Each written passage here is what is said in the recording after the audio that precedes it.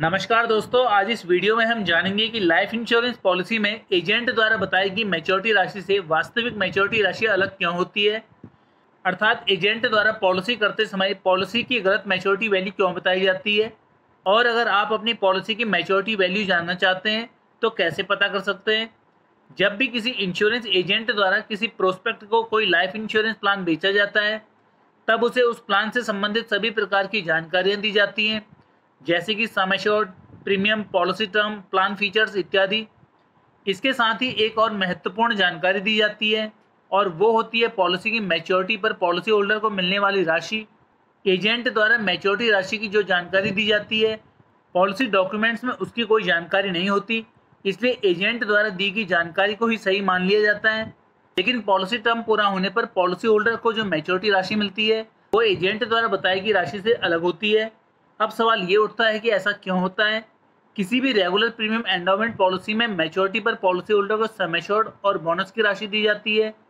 Policy में sum assured की राशि तो फिक्स होती है, जिसे पॉलिसी से संबंधित डॉक्यूमेंट्स में देखा जा सकता है, लेकिन बोनस के मामले में ऐसा नहीं होता, क्योंकि एलआईसी पॉलिसी के अधिकतर मामलों में कंपनी अपने नेट प्रॉफिट को प्रतिवर्ष पॉलिसी होल्डर्स के बीच बोनस के रूप में बांट देती है।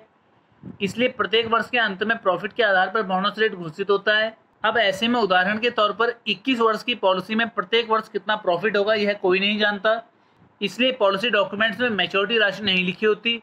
अब आप कहेंगे कि फिर इंश्योरेंस एजेंट किस आधार पर मैच्योरिटी राशि बताते हैं। एजेंट द्वारा बताई गई मैच्योरिटी राशि पिछले वर्षों में हुए प्रॉफिट और बोनस की कैलकुलेशन के बेस पर आधारित होती है, क्योंकि पॉलिसी के समय प्रोस्पेक्ट को ये जानकारी देना भी आवश्यक होता है। इस प्रकार यह एक अंदाजन राशि होती है, जिसकी कैलकुलेशन एक तय सिस्टम से की जाती है, और उसी के अनुसार एजेंट के सामने जो मैच्योरिटी राशि आती है उसे वो प्रोस्पेक्ट को बताते हैं। इस प्रकार मैच्योरिटी पर मिलने वाली राशि एजेंट द्वारा बताई गई मैच्योरिटी राशि के बराबर तो नहीं होती, लेकिन उसके आसपास रहती है। आज इस वीडियो में बस इतना ही।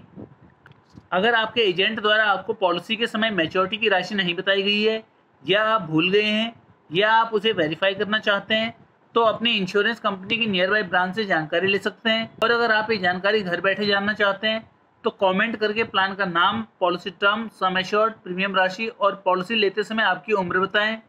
पूरी जानकारी मिलने पर आपकी पॉलिसी की अप्रॉक्स मैच्योरिटी राशि आपको बता दी जाएगी, और यह वही राशि होगी जो आपके एजेंट ने बताई होगी। वीडियो में दी गई जानकारी पसंद आने पर इसे लाइक करें और चैनल को सब्सक्राइब करें।